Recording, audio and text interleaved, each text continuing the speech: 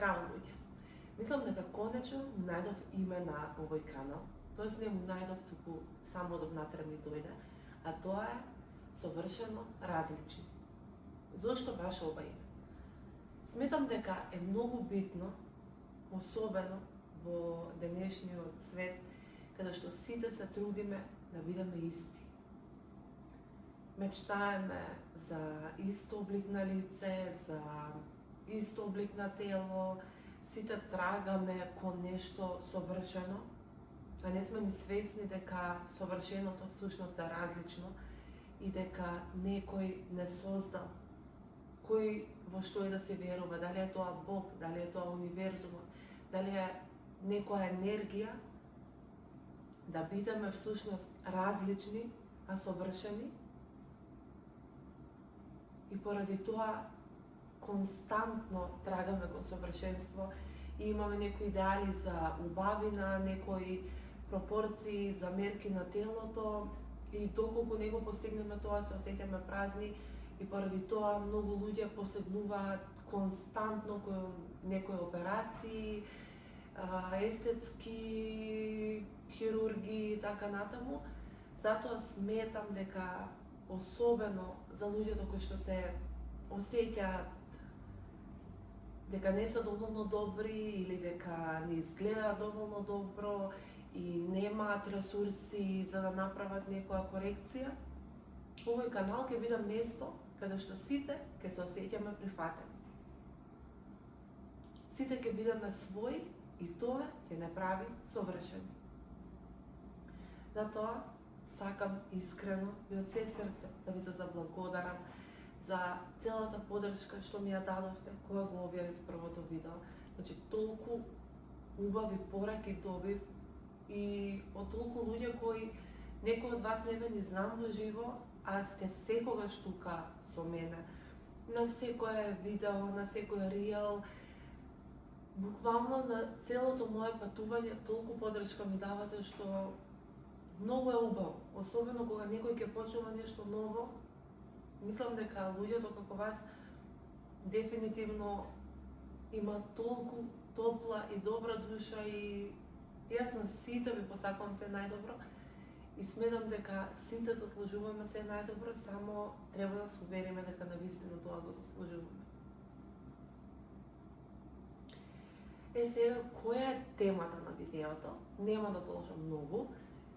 Ќе ви кажам една од моите одлуки за 26-та година, а тоа е веќе да не купувам нови книги, односно да не купам ниту една нова книга во 26-та година. Зошто баш одлучив тоа да биде една од моите одлуки за следната година? Сите што ме знаат дека во последните 5, 6, 7 години, не знам колку, читам премногу книги и ретко да има некоја книга, особено од психолошки аспект, за себе развито, која што ја немам прочитано, ја немам купено, дали на македонски, дали на англиски, во последно време купувам многу и на српски. И сметам дека секој, особено тие што сакаат да направат некоја промена, треба да почнат со читање на книги.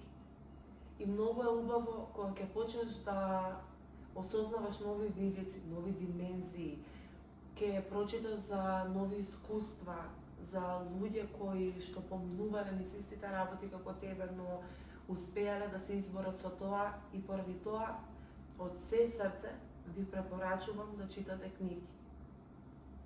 Но зошто баш во 26-та јас одлучив дека нема да купувам нови книги? Што е многу нетипично за мене. Сега бев во Белград за викенд и моите сувенири беа 3 нови книги, за да имам за 26-та. Таа одлука ја донесов бидејќи сметам дека знаењето од книгите, ние што ќе го прочитаме, е многу корисно, ама доколку го искористим.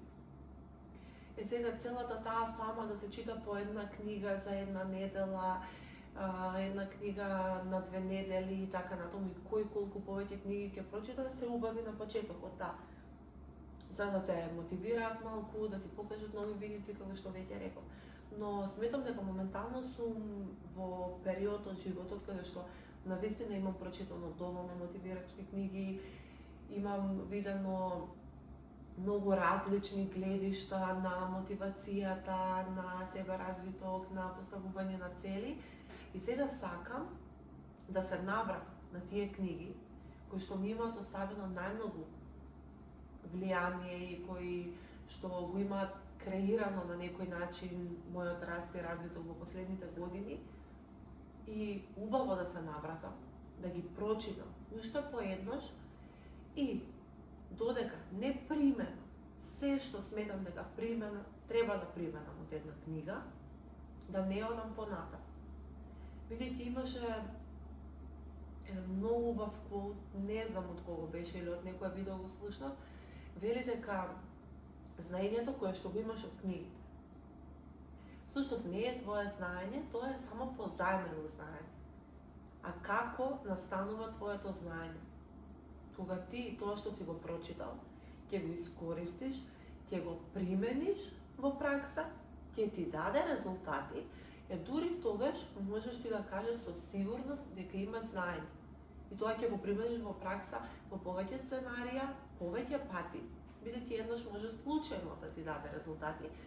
И кога ќе бидеш сигурен дека навистина тоа дава резултати, тогаш ќе бидеш и сигурен да го споделиш со другите и да кажеш дека ти има знаење од таа книга. И поради тоа јас се одлучив дека ќе се навратам на сите книги кои што навистина ми оставиле многу во впечаток. И една од првите книги, сега ќе ја споделам која е таа која што би ги отвори некако видиците дека не е се црно и бело, и дека постои и различен поглед и на Господ, и дека Господ не е тука нас да не казни, и дека ние не сме никакви жртви, а тоа е Разговори со Бога. Тоа е книга која што топло ја препорачувам на сите. Јас ја прочитав во период кога навистина ми требаше таа книга и кога мислам дека го имав достигнато најниското ниво, не сакам да кажам дно, туку ниво во мојот живот, и едноставно не гледав сврха и не гледав поента, и постојано се прашував зошто се мене ми се случува, зошто мора ова мене да ми се случи, зошто јас морам да поминувам низ овие работи.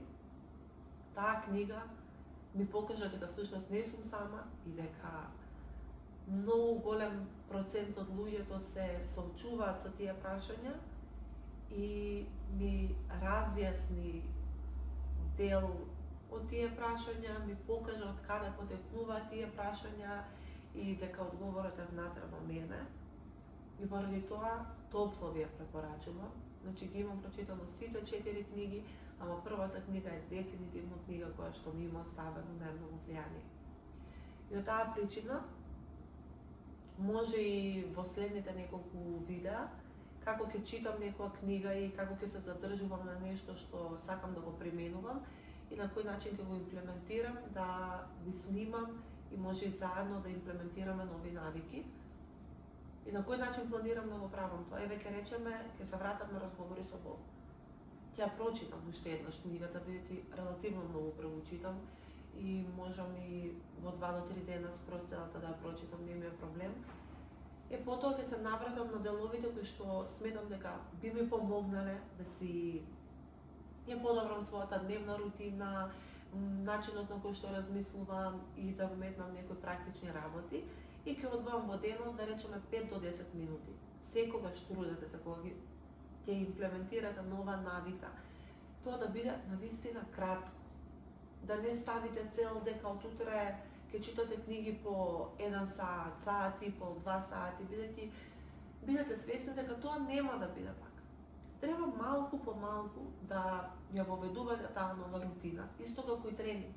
Значи, што правите вие најчесто? Одите со голема мотивација, најчесто тоа е некоја мотивација која што не е ваша внатрешно, туку нешто надворешно ќе ве натера.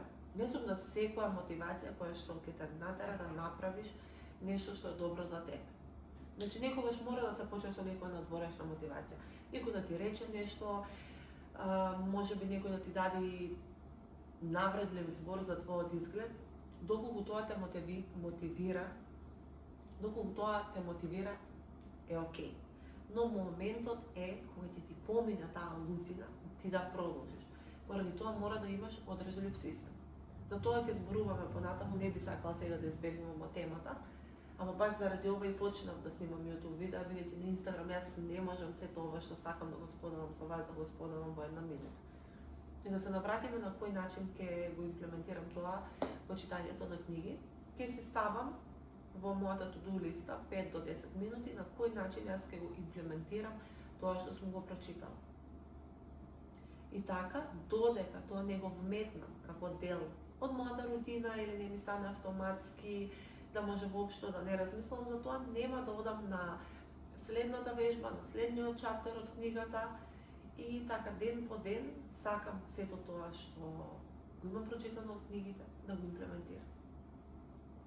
Затоа луѓе, автентичност, поставување на цели кои што се ваши, автентични, а не цели кои што ќе исполнат некоја барање на некој ваш близок или ќе покажете на некој дека вие вредите. Бидејќи вредите и со 5 килограми повеќе, и со 10 килограми повеќе, и со 5 килограми помалку, и со совршено тело, и со несовршено тело.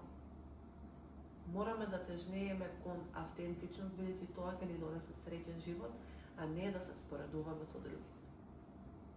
Многу ве сакам и едва чекам да растеме заедно и да се градиме и ви кажувам дека 26-та година со сигурност ќе биде една од нашите најдобри години. Затоа на 1 јануари, мислам дека еден од најдобрите денови, кога ништо не работи и кога имате време за себе, да седнете и да си ги поставите целите. Јас ќе се потрудам да снимам видео кое што би излегло порано од Сабајле, за да може да ви користи и да го искористите како да си поставите цели. Ќе ви снимам дел по дел како јас си поставувам цели, како ги делам целите и на кој начин се обврзувам дека ќе работам на нив. Затоа чекајте, ќе ви известам и на Instagram дополнително кога точно ќе излезе видеото, но нема да се потрудам, бидејќи кога велам дека ќе се потрудам, автоматски си давам причина дека можеби нема да успеам, затоа ви ветувам дека на 1 јануари ќе го имате видеото. Луѓе, многу ве сакам, уживајте во остатокот од денот и се гледаме на 1 јануари.